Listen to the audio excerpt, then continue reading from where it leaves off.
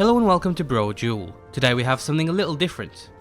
What if Alduin's attack on Helgen actually started something much more urgent? What if the Dragon Crisis wasn't something you could simply ignore until you're good and ready? Well, put down that skooma and stop crafting all of those iron daggers, because in just 6 months, Alduin the World Eater will swallow the world whole. We're going to show you how a small collection of mods can emphasize survival, while putting you on a race against time to save the world of Skyrim.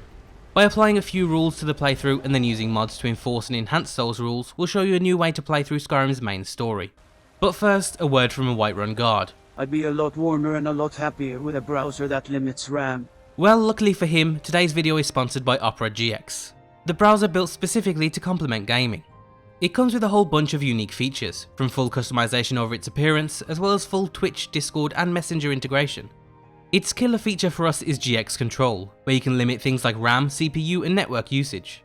All those times your browser randomly hogs all of your resources will never happen again with Opera GX, and if a tab starts taking too much resources, the tab killer feature will close it automatically. If you're browsing mods, you can simply pop out the video and continue to read the mod page. Or you can use the Twitch integration to quickly see who's live, then pop out their stream and continue browsing. It has so many cool features that you'll keep discovering these little handy things that it does in a unique way. Like being able to quickly take a snapshot that you can share instantly, straight into Discord or even WhatsApp, or within the browser. Or a feature that might even be more unique is its ability to force dark pages on any website. If you're looking for a game to play, there's also GX Corner, a tab specifically curated to find the best deals and put them all in one place. It updates daily with new deals and releases and always keeps you on top of what's new. So to do all of that and more, you can get Opera GX today using the link down below. Jumping back into our mod list, at the core we have a relatively new mod called End Times. This lets you set a specific date for when Alduin will bring the apocalypse, whether you're ready or not. If you fail to defeat Alduin before you reach the date, he'll swoop down and rain fire across the world, destroying everything, killing you and causing a game over. You can set the amount of days to anything you want, but we chose 6 months for a few different reasons. First, we didn't want it to be a time trial. If you wanted to, you could set it to be for 20 days and make a beeline straight for the end, but we didn't want that. We're still aiming for a relatively normal playthrough, one where you can experience a lot of the game, but with the serious looming threat of an actual game over. Skyrim's story begins on the 201st year of the 4th era, but more specifically and more importantly for us, it's on the 17th of last seed. This is essentially the month of August, and it's also the last month of summer. This is then followed by 3 months of autumn, and then winter is coming. By itself that doesn't mean much, but for this playthrough we're going to use the mods to make it mean something. First we need a Seasons mod. This is a feature seen in a bunch of different weather overhauls, and for us, the best one out there is Obsidian weathers.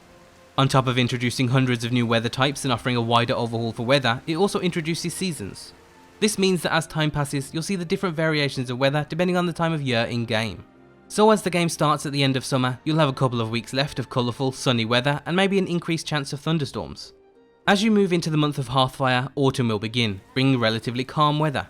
Bits of sun, bits of rain, and certain areas will start to become more cold, especially in the north. Autumn will be the middle part of your playthrough, when things are relatively calm. It's when you'll introduce yourself to certain factions, start exploring new regions, and generally building on the Dragonborn's experience. You'll also make a decent amount of progress in the main story. But as the days go by, Skyrim's harsh climate will start to take its toll. For this playthrough, we'll also be using Frostfall, the hypothermia, camping and survival overhaul. This is one of the most iconic mods of all time, so I'm sure you're all familiar with what it does. We'll also be adding the Frostfall Seasons add-on. This pairs well with the new seasonal weather, offering fitting temperatures depending on the region and time of year. So as you head into late autumn and then winter, not only will snowfall become more common, it'll also be getting colder and colder as you fight your way through the main story. When the game starts in summer, even the coldest regions will only fall to about -2, so you can easily keep yourself warm with just an extra few layers. But in winter, these same regions can fall below -20, far too cold to be wandering Skyrim's tundras for too long. Trying to travel during a snowstorm in the middle of winter will almost certainly lead to your demise, forcing you to take shelter and even sleep through the harsh weather. But every day that passes while you're trapped in Winterhold's Inn is another day towards Alduin's impending doom. You'll have to plan your journeys carefully and even take calculated risks to reach your goal. And don't even think about trying to fast travel, because for this playthrough it's disabled.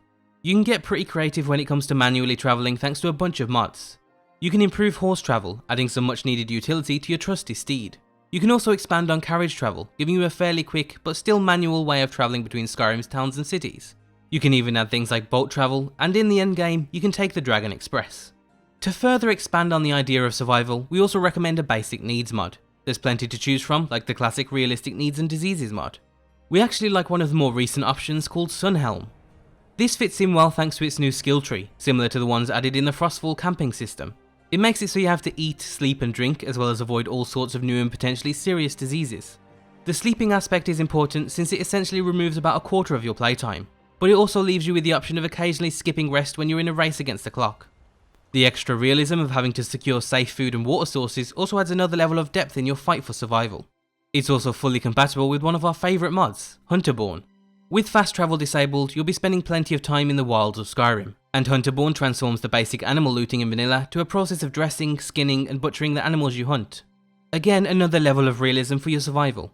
Interestingly, many of the features in both Hunterborn and Frostfall skip time, so when you set up a camp, time will skip a bit. It's the same for when you skin an animal, a small amount of time will skip to emulate the amount of time it would realistically take to perform that task. To make time even more valuable, you can expand on that idea with something like the Time Flies mod. This makes it so ordinary tasks from vanilla will also take a realistic amount of time. No longer can you create 100 swords in an instant, since forging a sword from scratch takes hours, and now it will.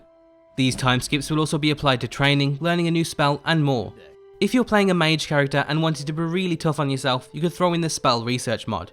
This makes learning every spell a time-consuming process, of composing a magical thesis and then a whole bunch of trial and error.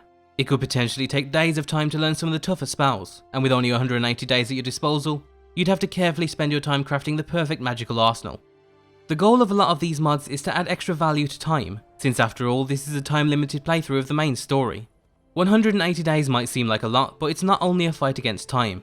It's a fight against the dragon crisis, a fight against survival and your needs.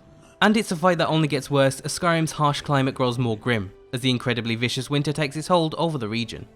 If you still think 180 days is too much for a veteran such as yourself, you can always use the console command set timescale 2 to shorten Skyrim's days. By default it's set to 20, so set it to 40 to essentially have just 90 days to beat Alduin, or 60 for a real challenge of just 60 days. This way you still get to experience the build up into winter, while shortening the total amount of game hours you have to complete the task at hand. The final two mods we recommend are ones of timekeeping and celebration. To keep track of the exact time and day that you're on, you might want to use a matter of time. This adds a little widget to your HUD that tells you the exact time and date, handy for keeping track of your progress without having to go into the wait menu. For an even more subtle way to track time, we highly recommend another one of our must-haves, the Holidays mod. This adds around a dozen lore-friendly events to the world, lighting up villages and cities with celebrations throughout the year. On the 27th of last seed, just 10 days into your playthrough, it's Harvest's End. After a hefty spring and summer harvest, the townspeople celebrate with their abundance of food. Adult NPCs will celebrate in the town square, while children play a traditional goat chasing game. You can find out all about the events using a book in game, and as each event passes, you're given a friendly reminder of the task at hand. When the townspeople of Skyrim are celebrating Saturalia at the end of autumn, you know the winter is just around the corner. And when you finally defeat Alduin, the day of the Dragonborn will be celebrated, with drinks, food and even fireworks in the major cities. And if everything goes to plan, winter will come to an end, followed by a dream of spring. Perfect weather for handling the vampire menace or to head to Solstheim. If you're interested in giving this unique kind of playthrough a go, you can find all of today's mods down below. And as always, be sure to support mod authors whenever possible, and thanks for watching.